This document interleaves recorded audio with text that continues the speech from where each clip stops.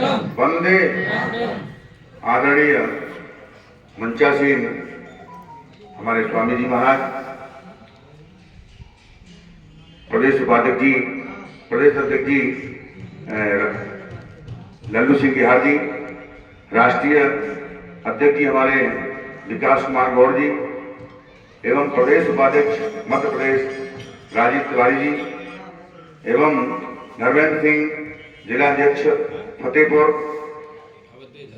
एवं समस्त जो कार्यकर्ता वर्ग यहाँ बैठे हैं और उनके जो सहयोगी जन हैं, सबका बहुत बहुत साधुवाद, बहुत बहुत धन्यवाद। आप लोग बधाई के बहुत पात्र हैं।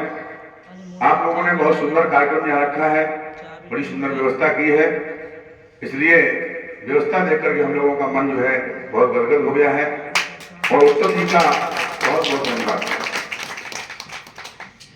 ये जो कार्यक्रम जगह जगह चल रहे हैं राष्ट्रीय सनातन संस्कृति के द्वारा, इनका एक ही उद्देश्य है कि इस संस्कृति के द्वारा संस्कृति से हम पीछे हट गए हैं। जो संस्कृति हमारी ह्रास होती चली जा रही है, उस संस्कृति को पुनः जागृत करना है। अब पुनः जागृत कैसे हो, तो हमारे विकास भाई गौड़ जी ने संकल्प लिया। वैसे तो कोई काम अकेले नहीं हो सकता है, पर किसी काम को शुरू करने के लिए कोई ना कोई तो चाहिए।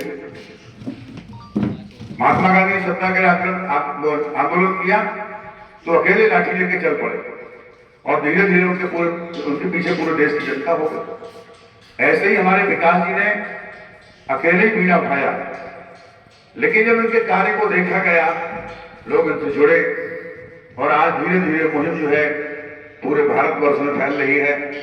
17 देशों में हमारा संगठन जो है काम करने लगा है। हाँ, ये बात अलग है कि कहीं कम मात्रा में है तो कहीं ज्यादा मात्रा में, लेकिन सक्रिय संगठन हर जगह है।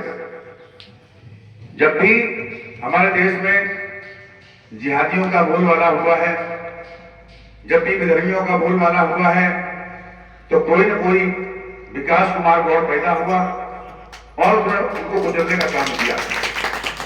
आज भी हमारे देश में ऐसे बहुत से लोग हैं जो हमारे सनातन को नष्ट करने में लगे हुए हैं, हमारी सभ्यता को नष्ट करने में लगे हैं। जब हम हमारे विकास जी के द्वारा पुस्तकों का वितरण किया जा रहा है, जिनमें सुंदरकांड है, हनुमान चालीसा है, गीता है, ऐसे धार्मिक पुस्तकों का वितरण हम लोग करते हैं, आपके द्वारा हो रहा है। उसका मुख्य उद्देश्य एक ही है कि हमारे घरों में धार्मिक पुस्तकें पहुंचे और उनका हम लोग मनन पठन पाठन करें, जिनके माध्यम से हमें कुछ ज्ञान प्राप्त हो।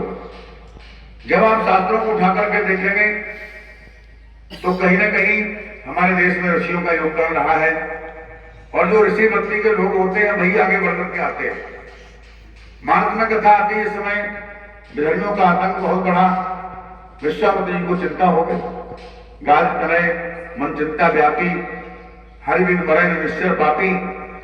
तो मन में आया कि भगवान के बिना तो ये संभव है नहीं, पर भगवान मिलेगा कहां। आपने सुना कि अयोध्या में दशरथ जी के यहाँ भगवान का प्राकट्य हो गया, राम जी प्रकट हो गए। तो विश्वामित्र जी निसंकोच यद्यपि ऋषि है, और ऋषि का भाव है कि वो किसी से कुछ मांगता नहीं है, आत्मा उसकी संतुष्ट होती है, लेकिन राष्ट्र का कल्याण करना था, समाज का कल्याण करना था। इसलिए विश्वामित्र जी अपने धर्म को त्याग करके और दशरथ जी के द्वार पर मांगने के लिए पहुंच गए। मांगने के लिए धन भी मांग सकते थे। दशरथ जी ने आश्वासन दिया, मांगो धन भूमि धन कोसा, सर्वस्व देऊं आज सहरोसा। पर आपने ऐसा कुछ नहीं, न धन मांगा, न गाय मांगी, न राज्य मांगा, कुछ भी नहीं मांगा। क्या मांगा?